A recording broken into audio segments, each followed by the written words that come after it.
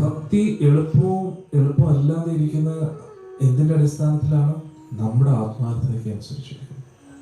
നമ്മൾ എത്ര ആത്മാർത്ഥമായിട്ട് ഭഗവാന്റെ അടുത്ത് എത്താൻ ആഗ്രഹിക്കുന്നു, നമ്മൾ എത്ര ആത്മാർത്ഥതയോടുകൂടി, ഗൗരവത്തോടുകൂടി, സീരിയസ് ആയിട്ട് നമ്മൾ എത്ര പേര് പരിശ്രമിക്കാൻ തയ്യാറാണ്, അതിൻ്റെ അടിസ്ഥാനത്തിൽ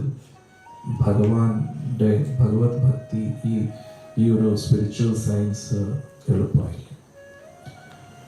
പക്ഷേ നമ്മൾ ആത്മാർത്ഥതയില്ല, നമ്മൾ ഗൗരവത്തോടുകൂടി ഇതിനെ എടുക്കുന്നില്ല എങ്കിൽ എളുപ്പമല്ല.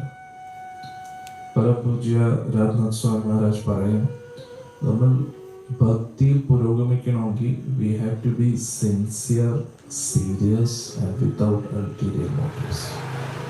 സിൻസിയർ എന്ന് പറഞ്ഞാൽ ആത്മാർത്ഥമായിട്ട് പരിശ്രമിക്കണം. സീരിയസ് എന്ന് പറഞ്ഞാൽ വളരെ ഗൗരവത്തോടു കൂടി ഏറ്റെടുക്കണം.